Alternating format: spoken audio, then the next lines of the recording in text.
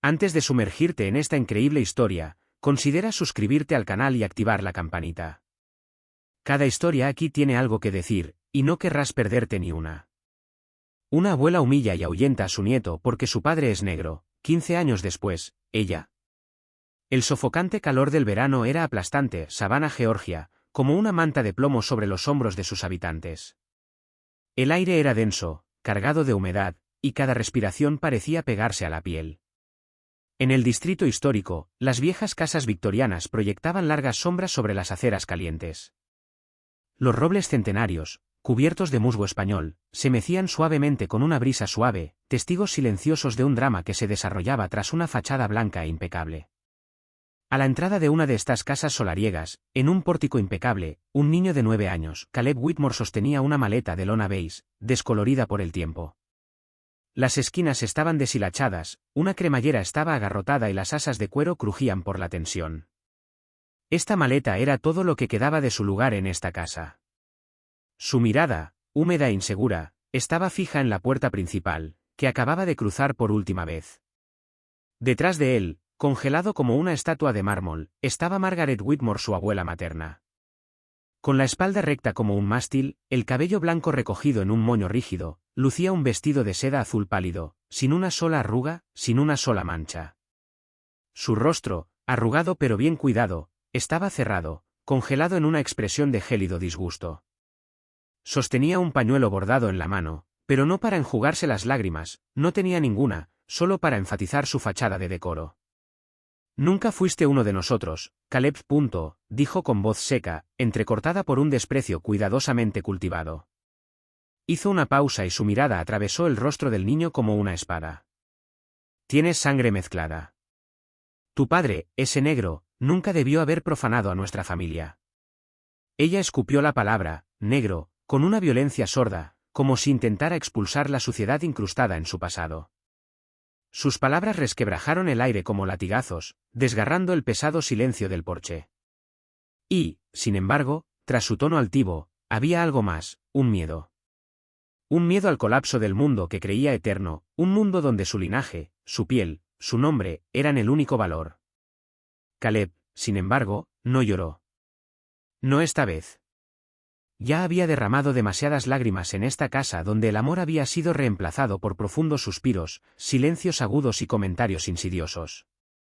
Ahora comprendía, a sus 9 años, con una claridad que muchos adultos nunca alcanzan, que no lo estaban echando por lo que había dicho o hecho, sino simplemente por lo que él encarnaba era la prueba viviente de que un Whitmore podía amar a pesar de las diferencias raciales. Y eso, para Margaret, era una traición inaceptable. Retrocedió lentamente, arrastrando la maleta al rozar los escalones de madera, demasiado pesada para sus pequeños brazos. Ni siquiera recibió un último abrazo, ni una palabra tierna, ni una disculpa. Nada. Solo la puerta cerrándose para siempre tras él, no la puerta de una casa, sino la de una parte de su infancia. A lo lejos, el sonido de un motor se elevaba en el aire cálido. Un coche negro, un Chevrolet Impala desgastado pero limpio, se detuvo justo frente a la entrada. El conductor se bajó de inmediato. Alto, delgado, de unos 40 años, con rostro serio pero digno, Darnell Carter, su padre. Un hombre respetado en el ámbito académico, conocido por sus impactantes conferencias sobre la historia de los derechos civiles y sus publicaciones sobre la herencia afroamericana en el sur. Cruzó el jardín sin decir palabra, con paso firme aplastando la grava blanca bajo sus zapatos de cuero. Su mirada se cruzó con la de Margaret. No le mostró ni ira ni súplicas. Solo un desprecio silencioso, una falta de respeto, cortés pero mordaz. Sabía que discutir no serviría de nada. El daño ya estaba hecho. Al llegar a la altura de su hijo, Darnell le puso la mano suavemente en el hombro. El roce hizo que Caleb cediera, y una lágrima silenciosa cayó, que su padre secó con el pulgar. «Vamos, Caleb. No tienes nada que demostrar». No se dio la vuelta de inmediato. Pero cuando estaba a punto de irse, se detuvo y le dirigió a Margaret una última mirada, sin odio, pero llena de verdad. «Un día verás a este chico como realmente es. Pero cuando llegue ese día, será demasiado tarde». Darnell crió a Caleb solo, lejos del oropel de la casa Whitmore, en un modesto apartamento en un edificio de ladrillos rojos en Decatur. En las afueras de Atlanta las paredes eran delgadas, las ventanas crujían en los días de viento y el agua caliente a veces tardaba muchísimo en llegar. Pero este pequeño apartamento en un cuarto piso sin ascensor era un refugio. Fue allí, entre los libros apilados en la mesa de centro, los pósteres de personajes históricos en las paredes y el constante olor a café recién hecho, donde Caleb aprendió lo que significaba ser amado. Su rutina diaria no era nada espectacular, pero estaba llena de preciosos rituales.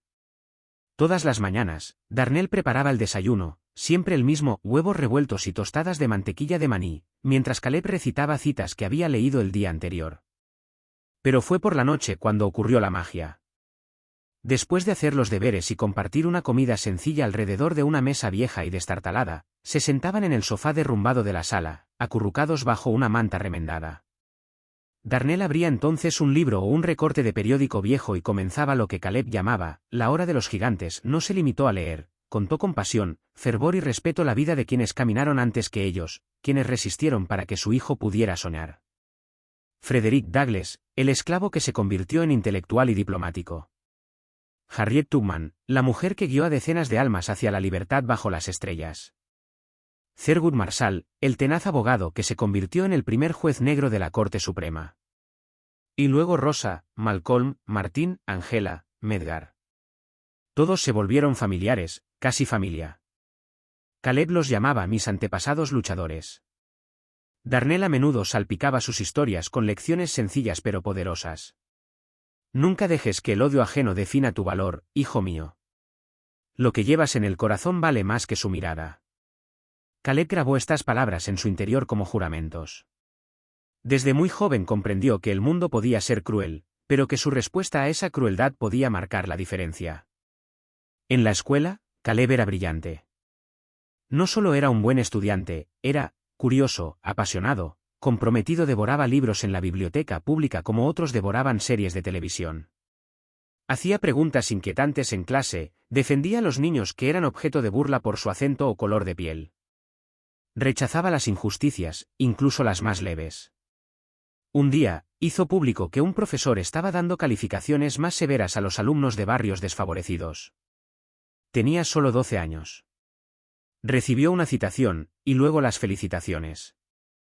Los maestros comenzaron a decir de él: este chico no solo es inteligente.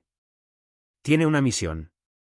Pero a pesar de todo su éxito, Caleb nunca perdió la humildad. Ayudaba en la casa, hacía recados y le leía fragmentos de sus ensayos en voz alta a su padre, quien asintió con orgullo. Cuando llegó a sus 17 años su reputación ya había traspasado las paredes de su escuela secundaria. Varias universidades lo cortejaron. Pero fue Universidad de Columbia, tiene Nueva York, quien le ofreció una beca completa con alojamiento y comida pagados. Acababa de ser aceptado en uno de los mejores programas de derecho del país, donde se habían formado generaciones de élites. Mientras tanto, en su casa, una vez grande y bulliciosa, Margaret Whitmore estaba envejeciendo, solo. El silencio reinaba ahora. Un silencio denso y pesado, que ya no era apacible. Las paredes de la casa, que antaño vibraban con las risas apagadas de las recepciones de la alta sociedad, parecían cansadas. Las alfombras, antaño gruesas y rojas, estaban opacadas por el tiempo, las pesadas cortinas filtraban una luz tenue. Fotos familiares, todas en blanco y negro, cuidadosamente enmarcadas en plata, aún adornaban las chimeneas, pero sus miradas fijas parecían mirar hacia otro lado, huyendo del vacío que había invadido la casa. Margaret pasaba largos días sentada en un sillón de respaldo alto frente al ventanal de la sala, con una taza de té caliente en la mano. Sus movimientos se habían vuelto lentos, precisos, casi ceremoniales. Conservaba la apariencia de una dama de honor, pero la brillantez había desaparecido de sus gestos. Su cuerpo empezaba a traicionarla, le temblaban ligeramente los dedos, su visión se debilitaba y el camino hacia las escaleras a veces parecía una subida. Observó cómo cambiaba el barrio. Familias negras y mestizas se mudaban a casas vecinas. Las risas de los niños de piel oscura resonaban en la calle donde, antaño, solo los descendientes de viejas familias caminaban con la frente en alto. Observó estas escenas en silencio, con el corazón oprimido por una emoción que no se atrevía a nombrar, vergüenza mezclada con nostalgia. Porque el mundo que la rodeaba estaba cambiando, inevitablemente, y ella ya no era parte del Whitmore, antaño respetados, invitados de honor en galas benéficas e inauguraciones municipales, ya no aparecían en ningún periódico. Su nombre, antaño asociado al poder local, se desvanecía lentamente, como una vieja firma en un testamento olvidado. Sus amigos, los últimos guardianes de su universo congelado, fallecían uno tras otro. Funerales aburridos, con discursos insulsos, iglesias medio llenas. Margaret lo seguía a través de los anuncios que recibía cada vez con menos frecuencia. Incluso la muerte parecía ignorarla, dejándola sola en el banquete desierto de su propia vida. Seguía leyendo los periódicos, más por costumbre que por interés. Hojeaba rápidamente las páginas de cultura, ignoraba los artículos de opinión modernos sobre justicia o igualdad, y a veces fruncía el ceño ante fotos de parejas mestizas o anuncios que destacaban la diversidad. Pero no decía nada. Hacía mucho que había dejado de hablar en voz alta. Y entonces, una mañana, en la edición de El New York Times que siempre recibía, sin realmente leerlo, su mirada cansada se detenía. Título: Un joven abogado afroamericano abre un centro de asistencia jurídica para víctimas de discriminación racial en el sur. Estaba a punto de pasar página, pero un detalle la detuvo. Una foto. En blanco y negro. Un rostro. No había ninguna duda. Era su nieto. Vestía un traje oscuro y sobrio. Su postura era erguida. Su mirada fija en la cámara irradiaba una fuerza serena. Había crecido, sus rasgos se habían endurecido, pero Margaret reconoció de inmediato la forma de su barbilla, la inflexión de su boca. Era Emily a quien veía en ese rostro. Era su hija. Su sangre. La que había negado. El corazón se le encogió en el pecho. Lentamente, colocó el periódico en su regazo, con la mirada fija. Una náusea sorda le subió a la garganta. Durante un largo momento, ella no se movió. Su mente repasó el viaje. La maleta desgastada en la escalera. La silueta de Caleb, tan pequeña ese día. Las palabras que había escupido. La ausencia. El silencio que siguió. Y ahora, este joven se estaba convirtiendo en un símbolo de la justicia, y líder, y heredero de la lucha. No es un Whitmore según sus antiguos estándares, sino algo mucho más grande. Se levantó con dificultad, aferrando el diario como un objeto sagrado. Se acercó al viejo escritorio de su difunto esposo, abrió un cajón y sacó una vieja foto de Caleb de bebé, sostenida por su madre, Emily.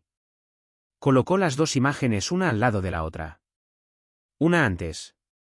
Una después. Una lágrima rodó por su mejilla, silenciosa. Ella susurró, apenas audible. Te has convertido en mucho más de lo que jamás pensé que serías. Pero ya no estaba allí para escucharlo. Y tal vez nunca regresaría. 15 años habían pasado desde aquel doloroso día en que Caleb fue expulsado del umbral de la casa Whitmore, abandonado a la crueldad de una abuela consumida por sus prejuicios. 15 años de lucha, de esfuerzo, de noches en vela estudiando, luchando por su futuro. Y hoy, a los 24 años, Caleb regresó a este pueblo de Savannah, pero no regresó buscando una reconciliación fácil. Regresó como un hombre realizado, cargando con el peso de su pasado, pero con la frente en alto, listo para pasar página. Su apariencia reflejaba en que se había convertido, alto, esbelto, vestido con un traje a medida, sobrio pero elegante.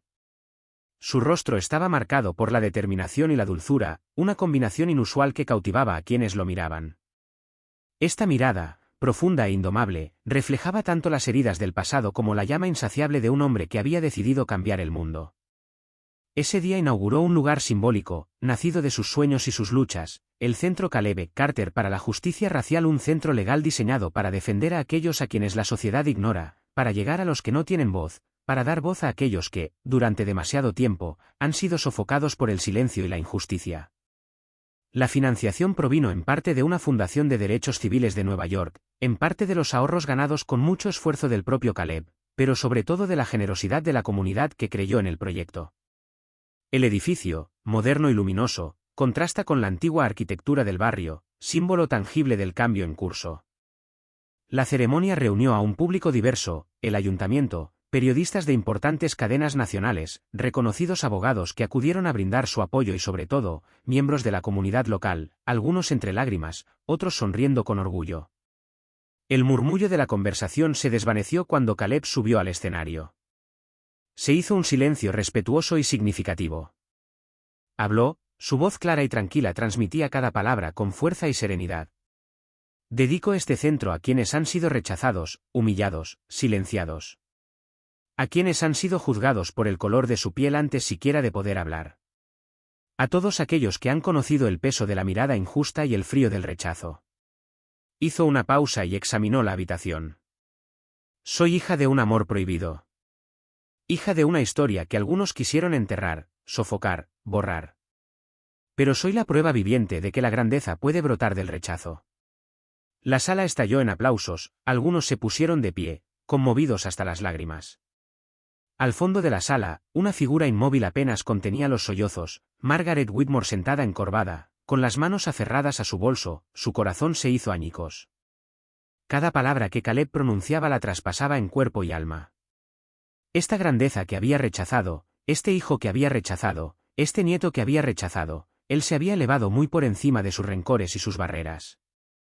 De pronto comprendió que su viejo mundo, congelado por el miedo y el odio, acababa de derrumbarse ante ella, encarnado por este hombre erguido, dueño de su destino y portador de esperanza para tantos otros. Pero ya era demasiado tarde para las palabras, demasiado tarde para las disculpas.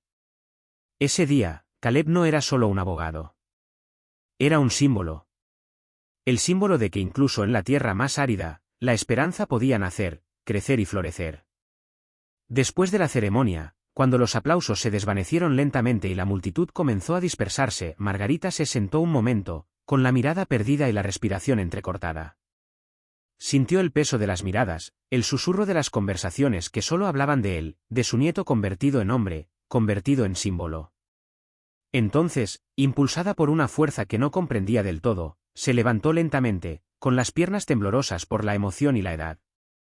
Le temblaban las manos, presas de una mezcla de miedo y vergüenza. Se aferró a su bolso como a un frágil escudo. Los flashes de los fotógrafos centelleaban alrededor de Caleb, quien intercambió algunas palabras amables con algunos invitados, sonriendo con solemnidad y moderación. Al ver la frágil figura avanzando hacia él, se quedó paralizado por un instante. El tiempo pareció detenerse, la conmoción a su alrededor se desvaneció.